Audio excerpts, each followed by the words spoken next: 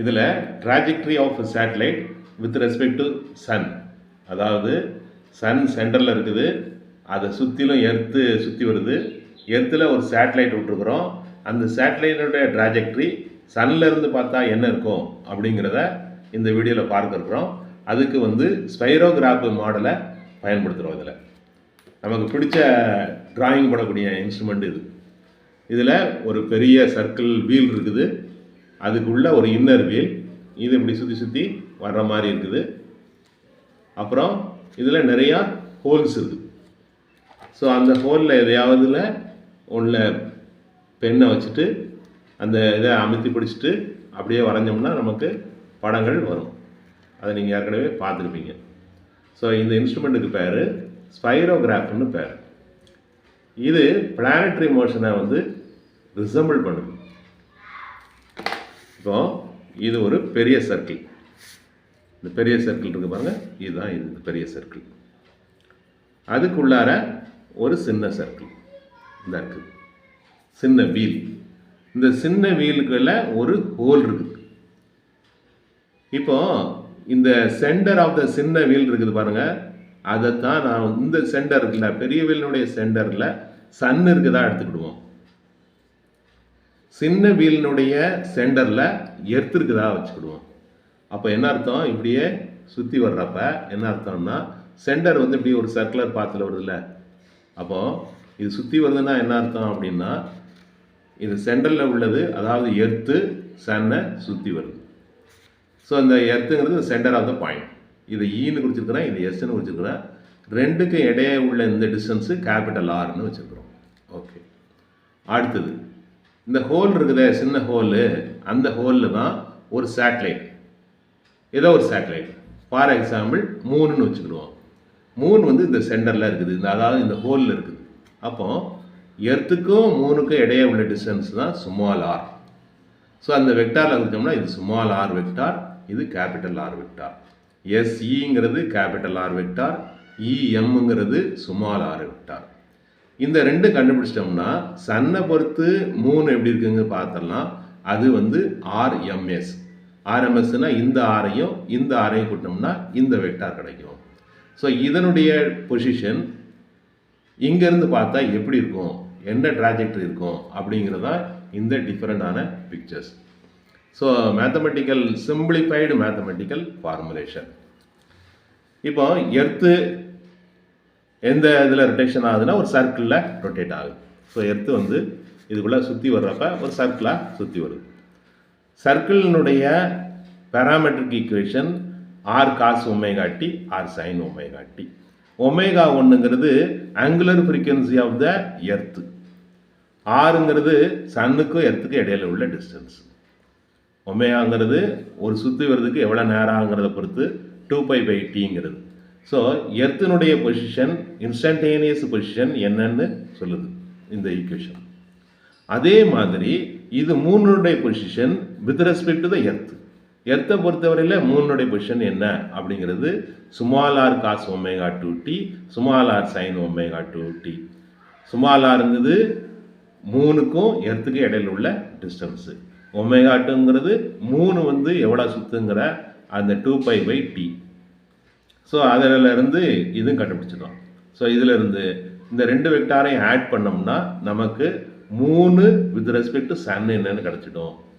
அதாவது X coordinate of the moon with respect to sun, Y coordinate of the moon with respect to sun is equal to இங்கே ஏற்கனவே கண்டுபிடிச்ச X E plus X M ரெண்டையும் add பண்ணிக்கணும், Y E plus YM add பண்ணோம்னா நமக்கு கிடைக்கும்.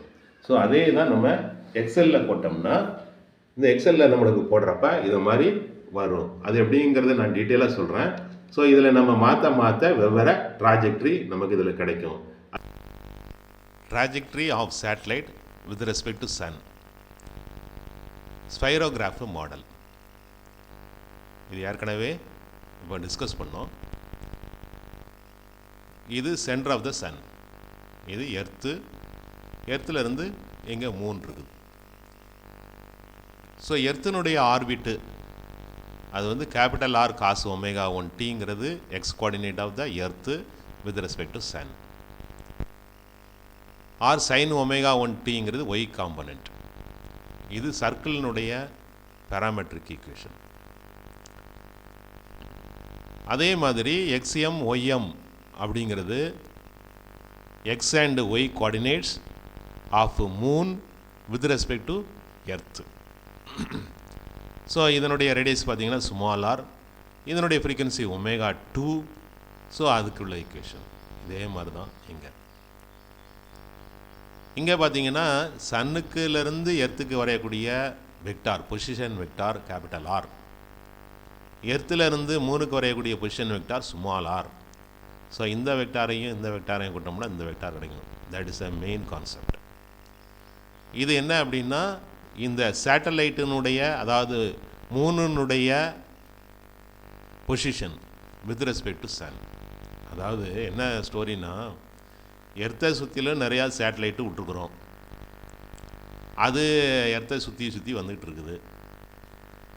சன்னு பக்கத்துலேயும் இப்போ சேட்டலைட் விட ஆரம்பிச்சிட்டோம். ஸோ சன்னை சுற்றிலும் சேட்டலைட்டு போயிட்டுருக்குது. அந்த இடத்துல இருந்து அல்லது சன்னில் இருந்து நம்ம எர்த்தை சுற்றி உள்ள அந்த சேட்டலைட்டை பார்த்தோம்னா எப்படி அதனுடைய ட்ராஜெக்ட்ரி என்ன படம் இருக்கும் அப்படிங்கிறது ஸ்பைரோகிராஃபில் படம் போடுறோம்ல அதே படம் தான் இருக்கும். அதைத்தான் நம்ம இப்போ எக்ஸலில் சிமுலேட் பண்ண போகிறோம்.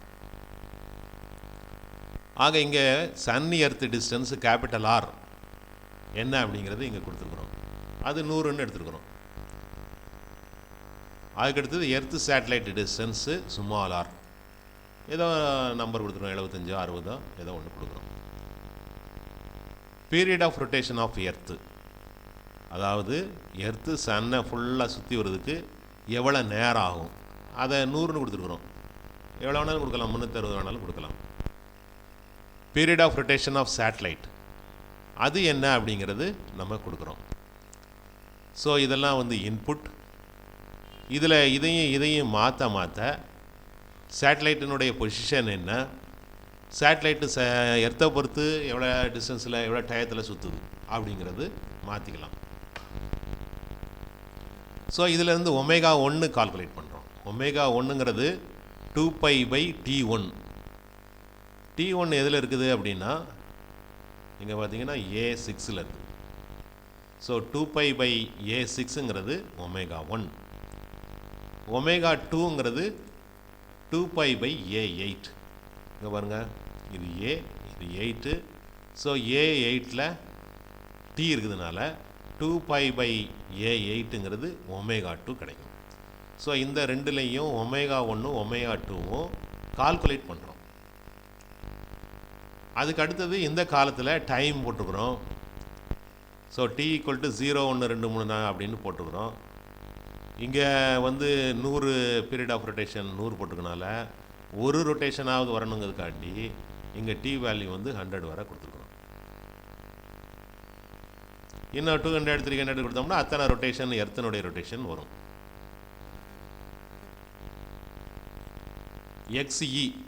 XEங்கிறது R cos omega 1T. So இங்கே R cos ஒமேகா 1T தான் இங்கே அடிச்சிருக்கிறோம். கேபிட்டல் ஆருங்கிறது எங்கே இருக்குது அப்படின்னா இந்த A2ல் இருக்குது. So A2 is a constant. அது கான்ஸ்டண்ட்டாக இருக்கனால அது டாலர் முன்னாடி பின்னாடி போட்டுக்கிறோம். ஸோ A2ங்கிறது கேபிட்டல் ஆர்னுடைய வேல்யூ இதில் இருக்குது.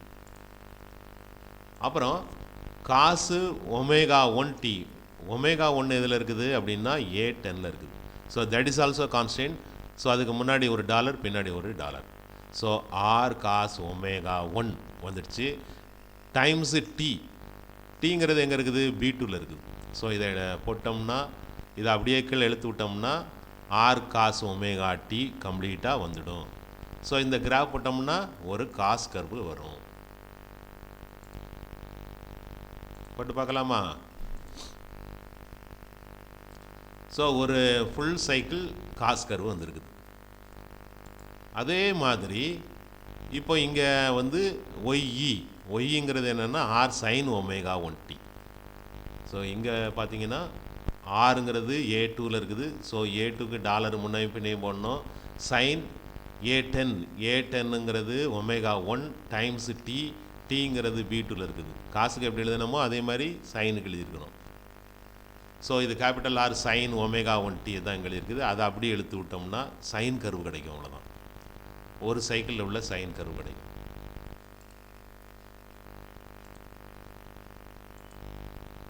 பாருங்கள், சைன் கர்வ். சைன் கர்வ்னா 0 0ல் ஆரம்பித்து அப்படியே ஒரு ஃபுல் சைக்கிள் 0ல் வந்து முடியுது. இது வந்து இந்த ரெண்டையும் சேர்த்தோம் அப்படின்னா ஒரு சர்க்கிள் கிடைக்கும். ஏன்னா காசும் சைனும் parametric form for a circle. அதனால் இந்த ரெண்டையும் நம்ம சேர்த்தோம்னா ஒரு சர்க்கிள் கிடைக்கும்.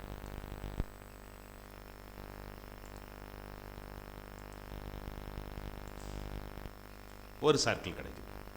இது எதனுடைய ஆர்பிட்? இது எர்த்தினுடைய ஆர்பிட். சென்டரில் என்ன இருக்குது? சன் இருக்குது. ஸோ சன்னை எர்த்து சுற்றி வருது அப்படிங்கிறத தான் நம்ம இதில் சிமுலேட் பண்ணியிருக்கிறோம். இந்த டிஸ்டன்ஸ் வந்து 100, அதனால் இது வந்து இந்த டிஸ்டன்ஸ் வந்து 100ன்னு காமிக்கும். இதே போல் தான் 3க்கும் செய்கிறோம். ஸோ 3 வந்து எப்படி இருக்குன்னா small R cos omega 2t. Small ஆருங்கிறது எதில் இருக்குது அப்படின்னா A8ல் இருக்குது. ஸ்மால் ஆருங்குது இந்த இருக்குது, சாரி, A4ல் இருக்குது. A4ல் earth satellite distance small R இருக்குது. ஸோ ஸ்மால் ஆர் காசு A12ன்னா இந்த இருக்குது. இதில் ஒமேகா 2t இருக்குது. ஸோ ஒமேகா 2tங்கிறது B2ல் இருக்குது. ஸோ அதில் வரைஞ்சதே மாதிரி தான் ஆர்னுடைய வேல்யூவும் ஒமேகாவுடைய வேல்யூவும் அக்கார்டிங்காக மாறி இருக்குது. ஸ்மால் ஆர் எங்கே இருக்குது, அதே மாதிரி ஒமேகா 2 இங்கே இருக்குது. ஸ்மால் ஆருங்கிறது A4ல், ஒமேகா 2ங்கிறது இதில் இருக்குது, அப்புறம் t. ஸோ இதுவும் ஒரு கொசைன் கர்வு தான் வரும். அதையும் பார்த்துடலாமா? ஆனால் அந்த கொசைன் கர்வனுடைய ஆம்பிளிடியூடு மாறுது 75. ஃப்ரீக்வன்சி கூடி இருக்குது, 10 டைம்ஸு கூடி இருக்குது. அப்போ அதில் முதல்ல ஒரு சைக்கிள் வந்தது, இதில் நிறையா சைக்கிள் வரும் கொசைன் கர்வில்.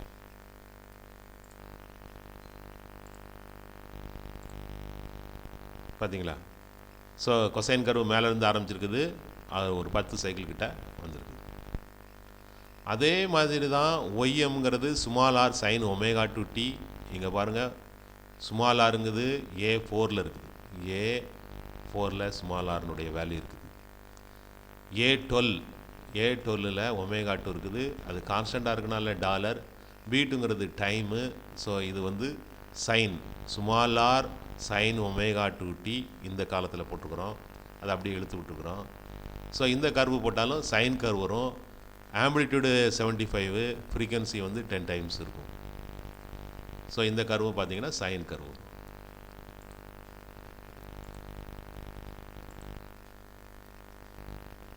சைன் கர்வு ஃப்ரீக்வன்சி ஜாஸ்தியாக உள்ளது, 75 உள்ளது. சைன் கர்வாக இருக்கனால 0ல் ஆரம்பிக்கும். ஸோ இந்த ரெண்டையும் சேர்த்தான்னு வச்சுக்கோங்களேன், அது எதனுடைய ஆர்பிட்டு? 3னுடைய ஆர்பிட்டு கிடைக்கும். ஸோ இந்த ரெண்டையும் சேர்த்து கிராஃப் போடுவோம். 3னுடைய ஆர்பிட். ஸோ இதனுடைய டிஸ்டன்ஸ் வந்து 75ன்னு வச்சுருக்குறோம். இது எதை பொறுத்து? நடுவில் என்ன இருக்குது? எர்த்து இருக்குது. இங்கே என்ன இருக்குது? 3 இருக்குது. ஸோ எர்த்தை பொறுத்தவரையில் 3 சர்க்குலர் ஆர்பிட்டில் சுற்றி வருது. இது எத்தனை டைம்ஸு சுற்றி வருதுன்னா 10 டைம்ஸ் சுற்றி வர்றது மாதிரி போட்டிருக்கோம். ஏன்னா இது 100, இது 10, ஃப்ரீக்வன்சி வந்து அது மாதிரி இது 10 டைம்ஸ் இருக்குது. ஸோ இது 10 தடவை சுற்றி வருது. இந்த இடத்துல கொஞ்சம் மாடிஃபிகேஷன் ஆகிருக்குது, 10 தடவை சுற்றி வர்றாங்க. இப்போ அதுக்கடுத்து XMSனா இங்கே பார்த்தீங்கன்னா XE + XM, YEE + YM வந்து YMS. அதாவது சேட்டலைட்டினுடைய பொசிஷன், மூணுடைய position with respect to sun. சேட்டலைட்டோட position with respect to the sun வந்து என்ன, அதனுடைய கோஆர்டினேட்ஸ் என்ன அப்படிங்கிறத, இன்ஸ்டன்டேனியஸ் கோஆர்டினேட்ஸ் ஒவ்வொரு டயத்தில் எங்கெங்கே இருக்குது அப்படிங்கிறத இதில் குறிக்கிறது. இது என்னென்னா XE + XM தான். XE already we have calculated, XM we have already calculated. இந்த ரெண்டையும் ஆட் பண்ணால் போதும். ஸோ இது என்னென்னா C2 + E2. C2ங்கிறது என்னென்னா XE, E2ங்கிறது என்ன? XM. ஸோ XEயும் XMஐயும் இதில் ஆட் பண்ணியிருக்கிறோம். அதே மாதிரி ஒய் காம்பனன்ட்ஸ், ஒய்இ வந்து D2ல் இருக்குது, ஒய்எம்ங்கிறது F2ல் இருக்குது. ரெண்டையும் ஆட் பண்ணியிருக்கிறோம். இந்த ரெண்டையும் இழுத்து விட்டோம்னா நமக்கு position of the planet, that is satellite. Satellite என்னென்னா இப்போ 3ன்னு சொல்கிறோம். ஸோ இந்த மூணுனுடைய பொசிஷன் சன்லேருந்து பார்த்தா, அதாவது சன்னு பக்கத்தில் ஒரு சேட்டலைட் விட்ருக்கோமே, அந்த சேட்டலைட்லேருந்து எர்த்து பக்கம் ஒரு சேட்டலைட் விட்ருக்கோமே, அதனுடைய ட்ராஜெக்டரியை கவனித்தோம்னா அது எப்படி இருக்கும் அப்படின்னா, இந்த ரெண்டையும் போட்டோம்னா அது எப்படி இருக்குமோ அதான்.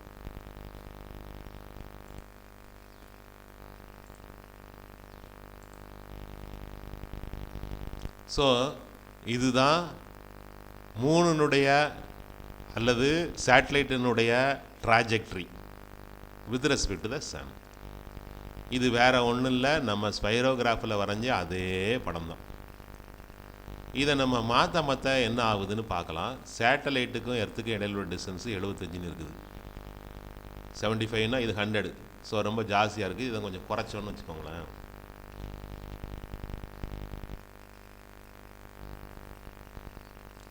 இந்த சர்க்கிள் வந்து சின்னதாகும்.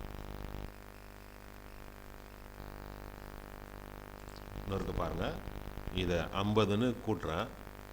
அந்த ஸ்மாலர் சர்க்கிள் இருக்குத அது பெருசாகும். அப்புறம் இந்த நம்பர் ஆஃப் லூப் இருக்குது பாருங்கள், இது ஒரு ரவுண்டு சுற்றி வர்றப்போ இந்த நம்பர் ஆஃப் லூப்பு இதுக்கும் இடையில உள்ள ரேஷியோவை பொறுத்து அமைகிறது.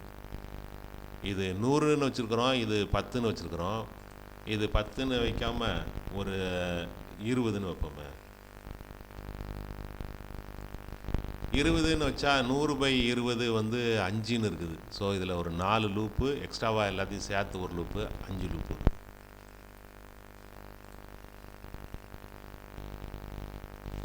ன்னு வைப்போமே.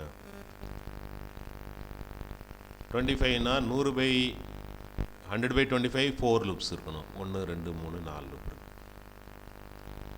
ஸோ இந்த நம்பர் ஆஃப் லூப்ஸு அது வந்து இந்த ஃப்ரீக்வன்சிக்கும் இந்த ஃப்ரீக்வன்சிக்கும் இடையில உள்ள ரேஷியோ -1 என்னதோ அது வருது.